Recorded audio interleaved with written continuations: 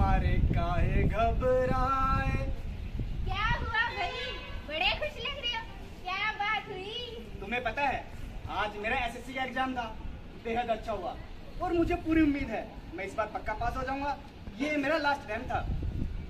ये तो बड़ी खुशी की बात है, फिर तो तुम्हें लड्डू खिलाने चाहिए। अरे वो भी खिलाऊंगा, थोड़ा इंतजार करो।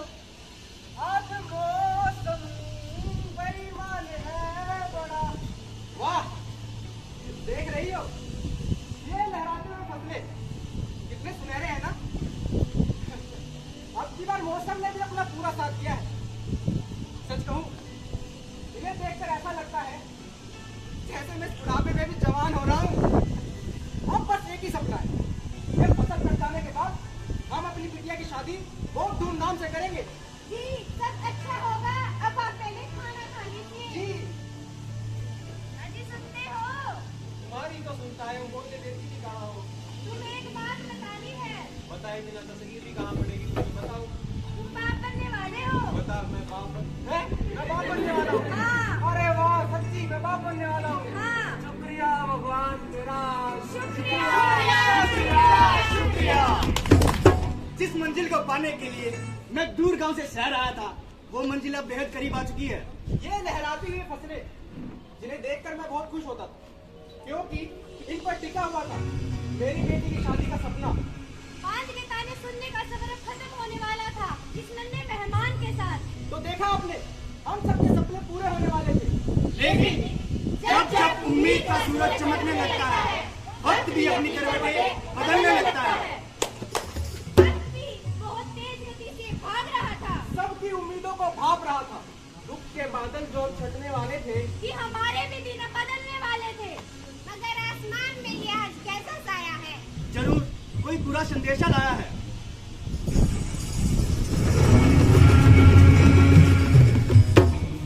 अजय, अजय, हाँ मुझे तुम्हें कुछ बताना है, बताओ।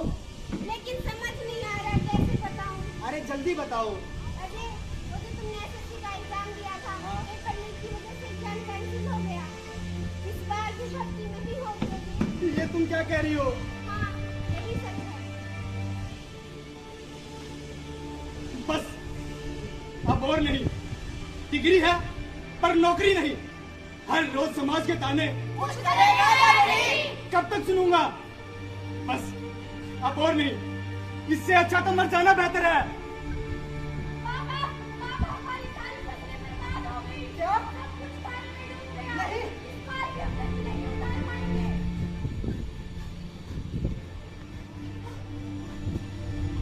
हे भगवान, तूने ये क्या किया?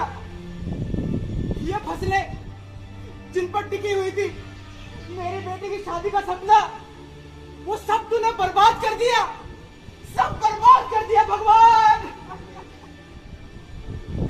अब मेरी कर्जदारों को क्या मुंह दिखाऊंगा भगवान? मेरे पैसे कब देना? मेरे पैसे कब देना? अरे नहीं चुका पाऊंगा मैं कर्ज, इससे अच्छा तो मर जाना ही बेहतर है। Hello, hello. अभी मुझे तुम्हें कुछ बताना है। हाँ हाँ बताओ। तुम्हारी पत्नी का एक्सीडेंट हो गया। क्या? तुम्हारी पत्नी और बेटा दोनों ही निकल गए। कब? कहाँ? कैसे? Hello hello.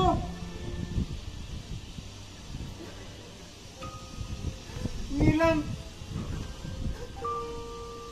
तुम मुझे छोड़ के क्यों चली गई नीलम? हमारा बच्चा, हमारा सपना सब साथ देकर चली गई।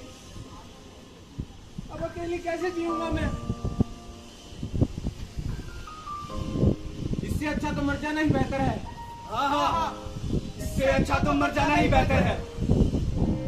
अब इस दर्द का सिर्फ एक ही इलाज है, आत्महत्या।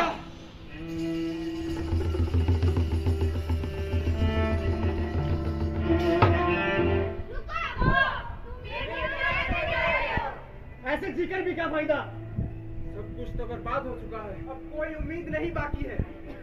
अजय, सोचो, अगर आज तुम ये कदम उठा लोगे तो क्या होगा? तुम्हारी माँ जो उस कमरे को देखकर रोती रहेगी, जहाँ उन्हें तुम नहीं दिखोगे। तुम्हारे पापा जो हर किसी के सामने अपना सर झुकाकर जाएंगे कि उनके बेटे ने हार मान ली। और हमारी बेटी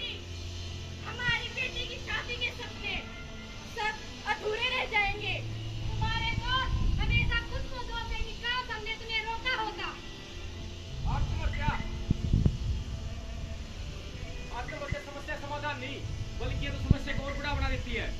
तुम्हारे बाद तुम्हारा परिवार, तुम्हारे अपने सब इस दर्द में डूब जाएंगे, जिससे निकलना बेहद मुश्किल हो जाएगा।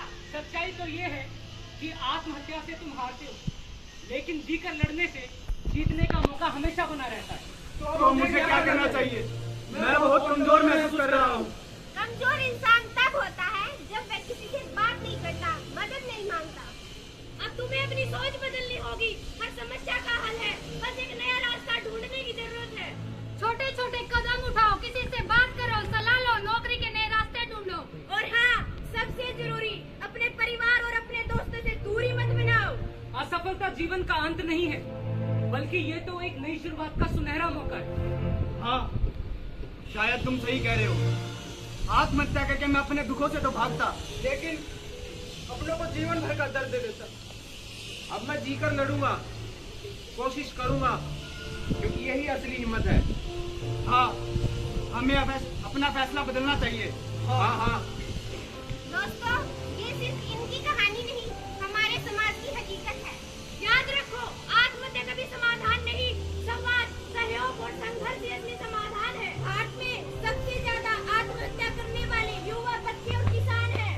वजह है पढ़ाई का दबाव, परीक्षा में असफलता, नौकरी और करियर की चिंता। इसके अलावा किसान और मजदूर बड़ी जनसंख्या में आत्महत्या कर रहे हैं। कारण है आर्थिक तंगी और कर्जा। लेकिन असली सच तो यह है कि आत्महत्या समस्या का समाधान नहीं है। यह सिर्फ एक इंसान को नहीं मारता, बल्कि उसके पूरे परिवार की जिंदगी को अंधेरे की तरफ धकेल देता है। तो अब हमें क्या करना चाहिए? सबसे पहले हमें सुनना सीखना होगा। अगर कोई परेशान है, चुप है, अकेला है, तो उससे पास जाकर पूछो, क्या तुम ठीक हो? उसे जज मत करो और उसका मजाक मत बनाओ, बल्कि उसका साथ दो। काउंसलिंग, हेल्पलाइन नंबर, डॉक्टर, ये सब मदद के साधन हैं। इनका सहारा लेने में शर्म न करें। और अगर आप कभी खुद को अंधेरे में पाते हो तो मदद मांगिए, क्योंकि मदद